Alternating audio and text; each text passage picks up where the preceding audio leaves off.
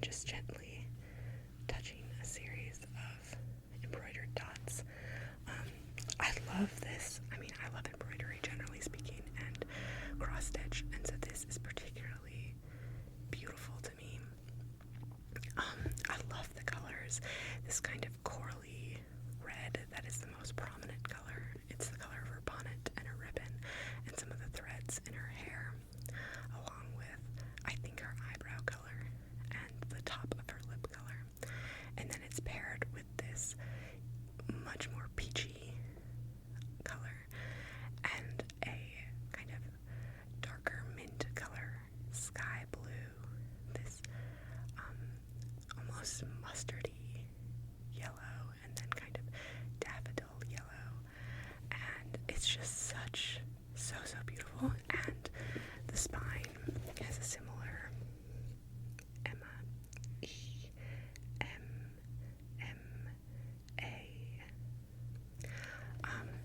and then the back is a braid and has the quote, "One half of the world cannot understand the pleasures of the other," and is, again, similarly, this time with a dainty foot in a little slipper, with its little toe touching a series of dots. If you hear my neighbors, I also apologize. And then the back shows what it would look like behind the scenes of this particular piece of embroidery. The edges are, I think this is when it's called beveled, but anyway, it has this rough edge, which I know is kind of controversial. Lots of people hate it. It really, for me, depends upon the edition of the book of if the beveled edge makes sense, because this book is so, like, touching the kind of raised threads, and seeing the kind of physicality of this sort of design, which, by the way, it is designed, the cover art is by Gillian Tamaki, because it's so tactile and so physical. There is something kind of nice about the roughness and the realness of these pages that feel a little bit more, they're obviously made by machines too, but feel a little bit more handmade, as opposed to a very smooth-edged book that would feel a little bit more machine-made. So I love this edition. It's beautiful. I took a long time to get into Jane Austen, because I found her to be a little bit, like, for instance, the Bronte sisters famously really did not get along with Jane Austen, or thought Jane Austen was a little bit too obsessed with manners and was a little bit devoid of kind of the romantics, big emotional thrusts, and I found myself typically more drawn to the Bronte sisters. I do apologize if you hear a truck driving past. I found myself more drawn to those type of romantic, gothic, big emotions, sweeping stories, and it took a long time for me to really appreciate Jane Austen and appreciate the impact that she's had. You can really see her influence in so many of my favorite writers of today. She had this very interesting technique where she would, like, insert a narrator into the story, which was very unusual at the time, and you can really see that influence in so many authors' works. Like Zadie Smith, for instance, is one that comes to mind, where you really see how much that type of narrator coming in and interpreting things was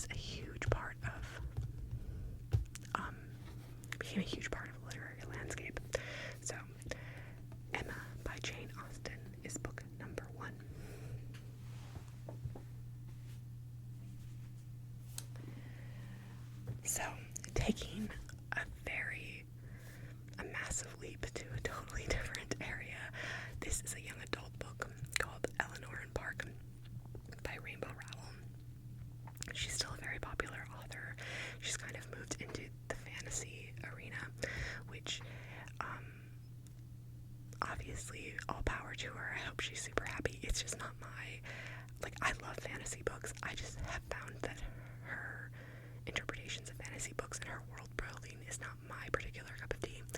That doesn't mean that if other people, other people may love them. There's a lot of books that I love that are critically banned. So my one opinion is not the end all be all, and I know lots of people in my life who also love her fantasy books.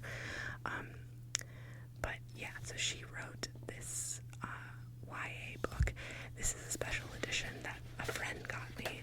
So there's some artwork included. You can see it's a romance. Ooh. And they meet on the school bus.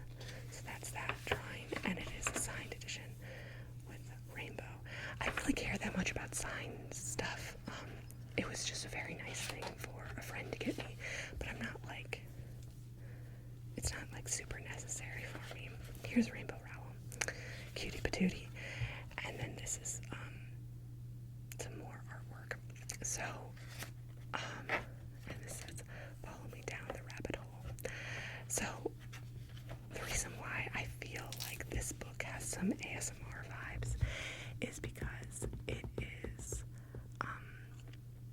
she's so good at describing the music, but also the objects of the time that this book is set, which is in the 80s, and it's just to me, feels very visceral and very much like a person who's very good at observing the little casualness of everyday life, which to me is super ASMR-y.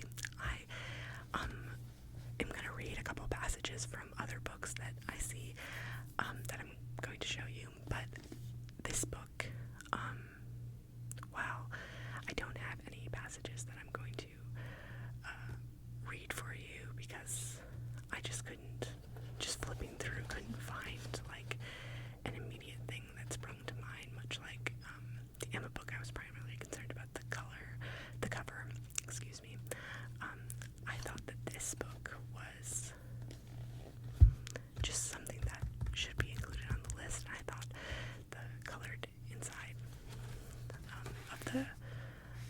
of the covers, the illustrations inside were good and interesting to see, so that is why I included it on my ASMR vibes list.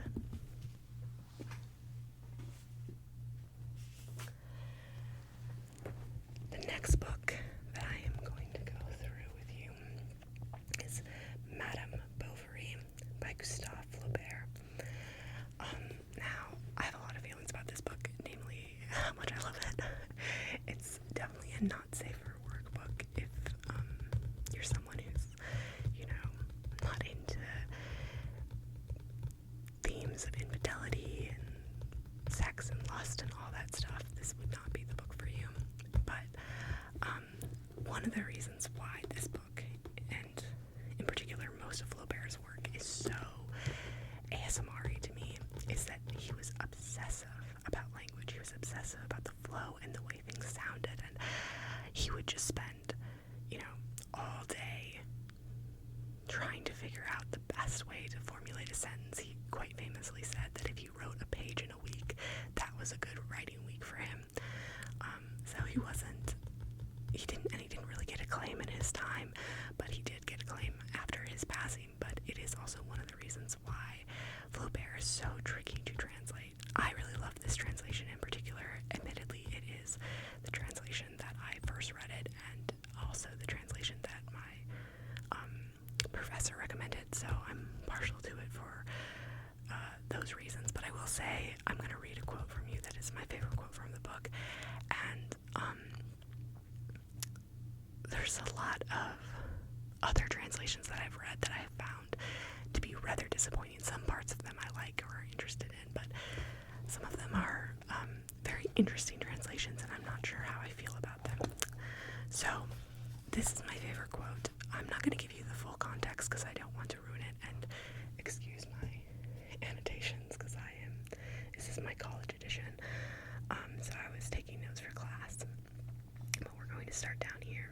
Because he had heard such like phrases murmured to him from the lips of the licentious or the venal, he hardly believed in hers. You must, he thought, beware of turgid speeches masking commonplace passions, as though the soul's abundance does not sometimes spill over in the most decrepit metaphors, since no one can ever give the exact measure of their needs, their ideas, their afflictions, and since human speech is like a cracked cauldron on which we knock out tunes for dancing bears when we wish to conjure pity from the stars.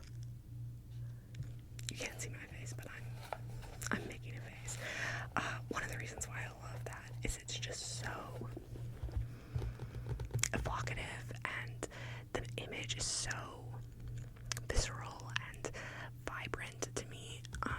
I also just love this man has dedicated his life to language, is so invested in the meaningfulness of language and the meaningfulness and the beauty of it, and he's saying that it is an imperfect tool. It is a cracked cauldron. It cannot hold what we need it to hold, without, things spilling out. And then, not only is it an imperfect tool, we have decided to use it for not the purpose that it was meant to do, not to hold the meaning, but to play tunes for bears and to mess around and to have a good time. And it's not, we think we're connecting to the stars or the universe or some greater, higher power, but we are really just connecting to the other animal parts of ourselves, or the animal world, generally speaking, the physical world.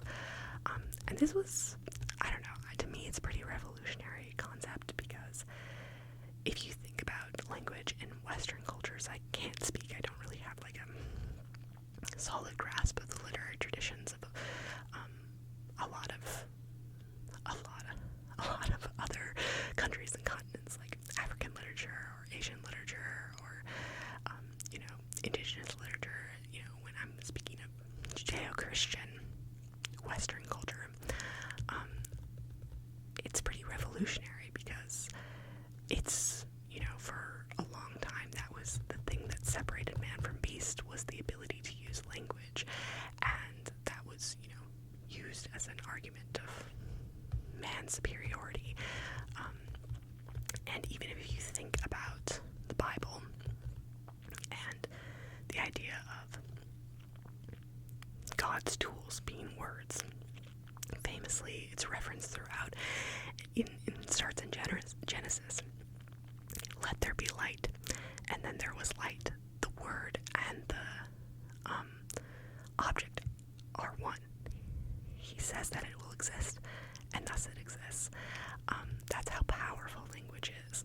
And so for him to admit its shortcomings and to say your emotions can be greater than what you can express, and we are all just trying to reach out to one another, is just, I don't know, it's so cool and so interesting, and he says it in such a beautiful way.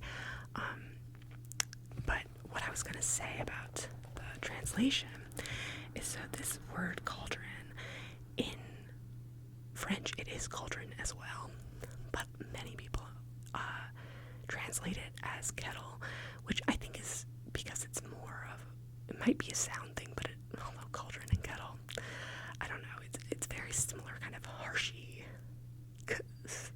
cauldron, kettle, kind of harshy sounds to me, at least.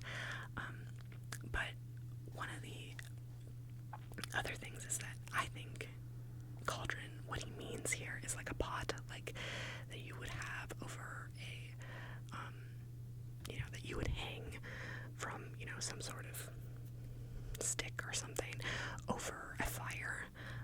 So I think that sometimes kettle is used because they're trying to give voice to the fact that he is talking about a common kitchen household object and not some sort of like witches, secret potion making place. So I think that might be part of it, although I just prefer the cracked cauldron, because kettle to me, technically it's a little like, how all squares are rectangles, but rectangles aren't squares. Cauldron technically is a form of a kettle. Kettle is just like a metal thing that heats up some sort of liquid.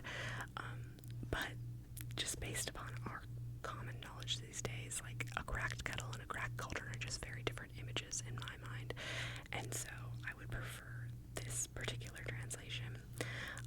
And also to conjure pity from the stars. The French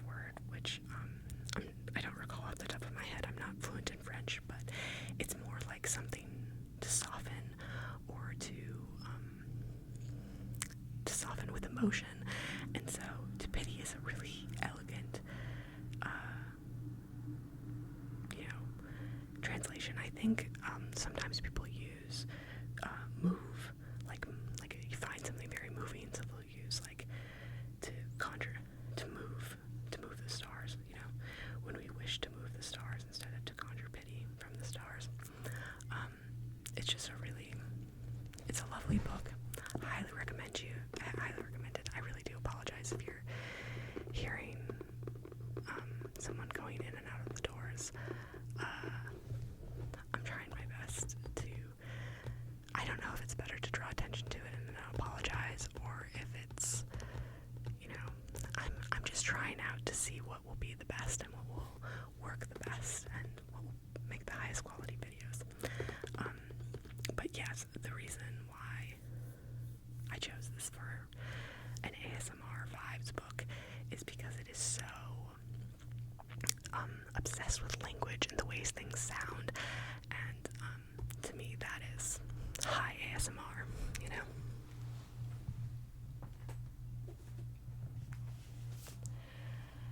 Okay, so this book, Mr. Penumbra's 24-Hour Bookstore, a novel by Robin Sloan. First off, this cover design, which you will not be able to see, and I'm not even going to pretend that I could show it to you, is meant to glow in the dark, which is just such clever book design, because this is a 24-hour bookstore. He ends up taking the night shift at the bookstore, so this idea of a nightlight type book is just such lovely design. This book came into my possession because my mom got it for me for Christmas, and she said she just thought, oh, you love books, this is about a bookstore, I thought you would like it. And then when she was laying in bed, she said it was glowing across the room at me, and so then I had to get up and read it, and she read it and she loved it, so it was like an extra good gift. She was not interested in the content before, I guess, but I've recommended it to many people. It's a super fun book. It's really good for people who are interested in like a mystery, but it's not a murder mystery, so that can be kind of fun. Change of pace.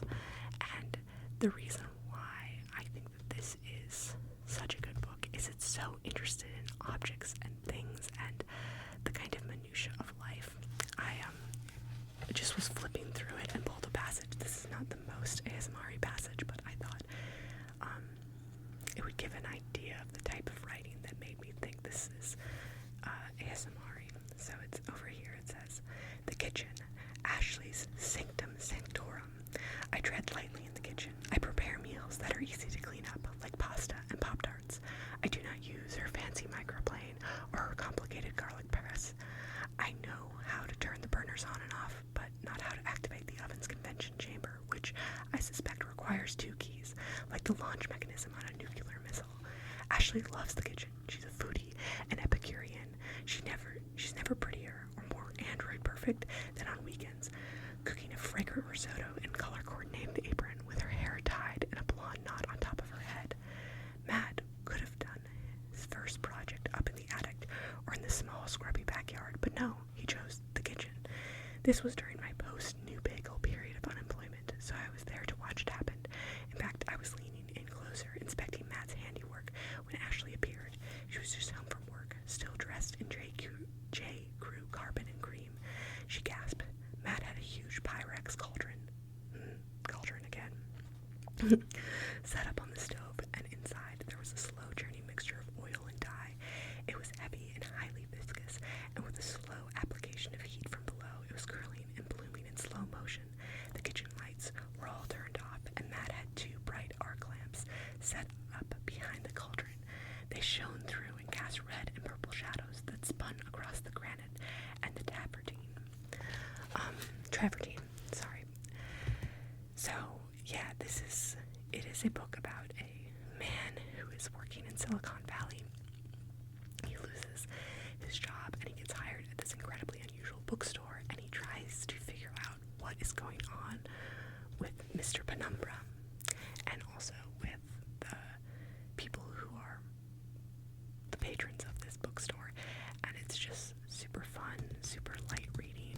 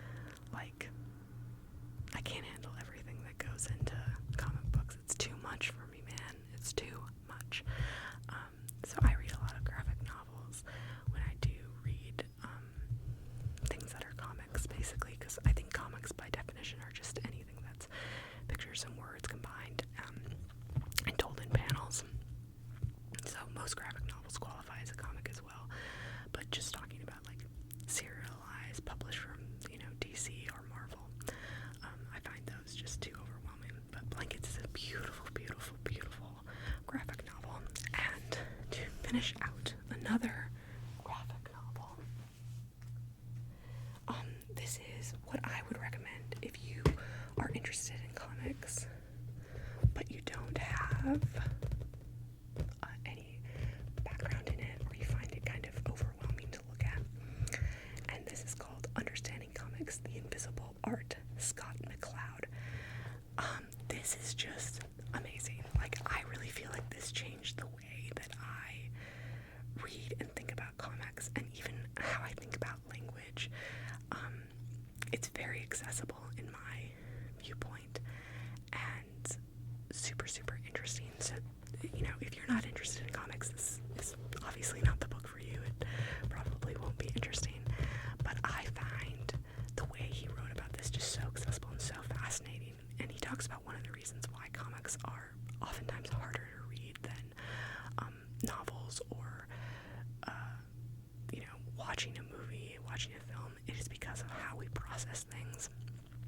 So essentially, when you're watching a film, it's basically, that is how, like, you're observing the world and all of that, sound and moving images. That's just how you would process the world around you. So it's very much like what the brain is designed to do. And when you read books, he talks about, like, how letters are the most abstracted image that could be, like the UNDERSTANDING.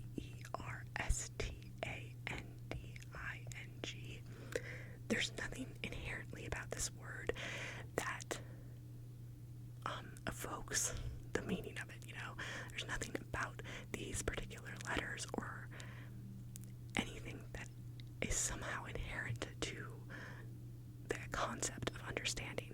But because we have decided that these letters are meaningful and can be combined in this way to make this word, that's what language is. I mean, that's very essential, very, like, basic.